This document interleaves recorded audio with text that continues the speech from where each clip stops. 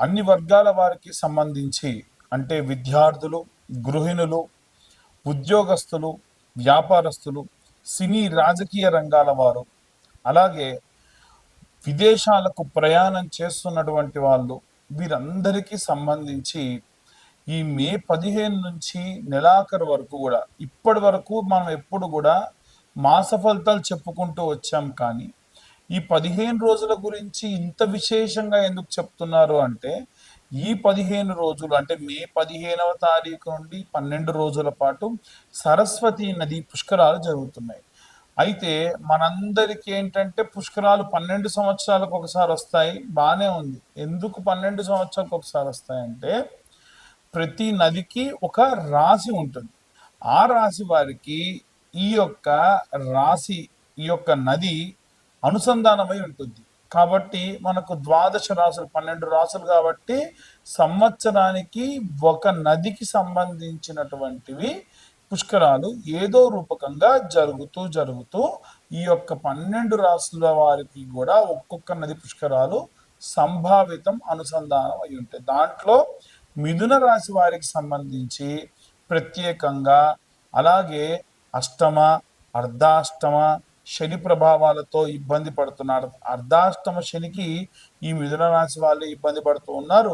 తులా, వృశ్చిక రాశుల వాళ్ళు అష్టమ శని ప్రభావం వల్ల ఇబ్బంది పడుతూ ఉన్నారు. అలాగే ఏలిన నాటి శని ప్రభావం వలన ఆల్రెడీ గడిచిపోయినటువంటి కుంభ, మకర మకర మీన రాశుల వారు ఇలా ఇబ్బంది పడుతూ ఉన్నారు. అలాగే మేషరాశి వారికి ఈ యొక్క ఏలినాటి శని ప్రభావం రాబోతుంది. కాబట్టి ఈ శనిగ్రహ ప్రభావం వలన ఇబ్బందులు పడుతూ ఉన్నారు.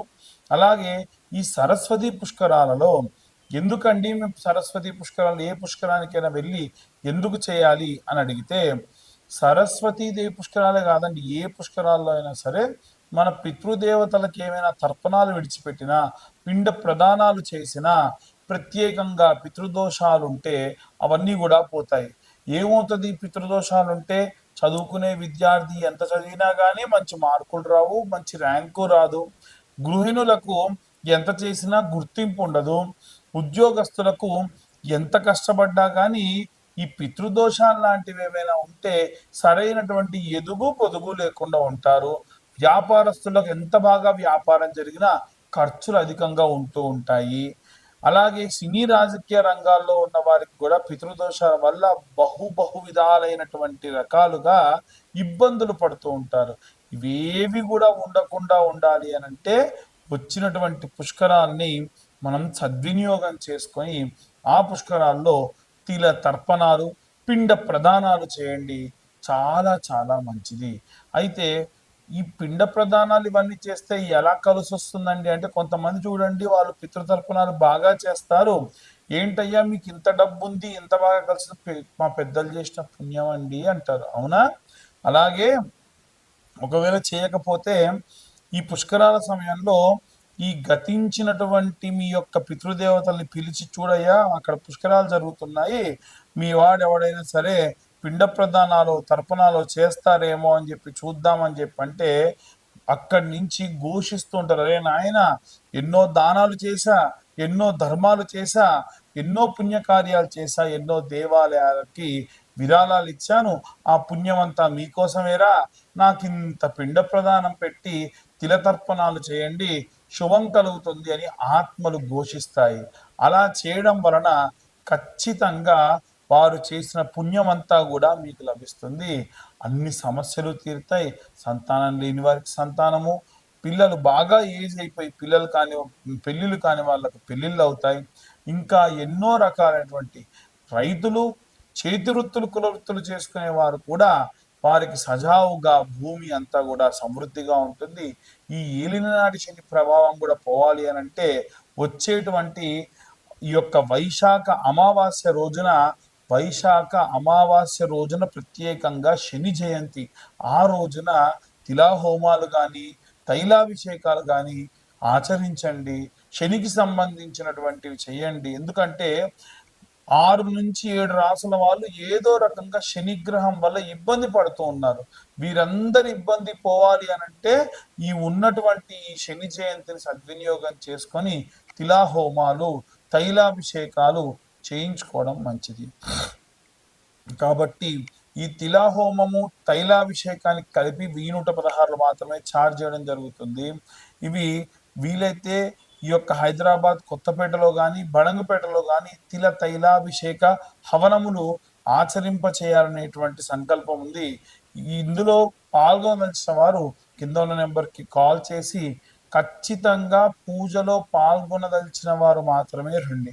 నేను ఫోన్ చేసి మా గోత్రనామాలు ఇస్తామండి అని అంటే చెయ్యొచ్చు, కానీ అంత సద్వినియోగపరచుకోవడం మాత్రం కుదరదు. గోచార రీత్యా చెప్పేటువంటి విషయములు ఇవన్నీ కూడా మీ పర్సనల్ జాతకంలో ఎంత శని ఉచ్చస్థితిలో ఉంటే మీకంత సమృద్ధిగా ఉంటుంది. కాబట్టి జాతకం పూర్తిగా తెలుసుకోవాలి అనుకుంటే మీ పేరు, date of birth, time, place ఇవన్నీ కూడా వాట్సాప్ చేయండి. పూర్తిగా మీ జాతకం విశ్లేషణతో తెలుసుకోండి. ఈ జాతకం అంతా కూడా 60 నుండి 70 పేజీల్లో మీకు అందిస్తాము. ఈ జాతకానికి గాను 2025 రూపాయలు మాత్రమే ఛార్జ్ చేయడం కూడా జరుగుతుంది. ఇలా ఈ జాతకం ఇచ్చిన తర్వాతకి గంట పాటు మీకు జాతకం విశ్లేషణతో చెప్పడం జరుగుతుంది.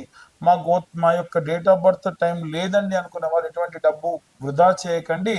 మేము ఇప్పుడు చెప్పేటువంటి ఈ గోచార రీత్యా చెప్పే రెమెడీస్ అన్నీ కూడా మీకు చాలా చాలా చాలా బాగా ఉపయోగపడతాయి. సర్వే జన సుఖినో భవంతు. స్వస్తి. శ్రీమాత్రే నమః. శ్రీ గురుభ్యో నమః. తదుపరి కన్యారాశి.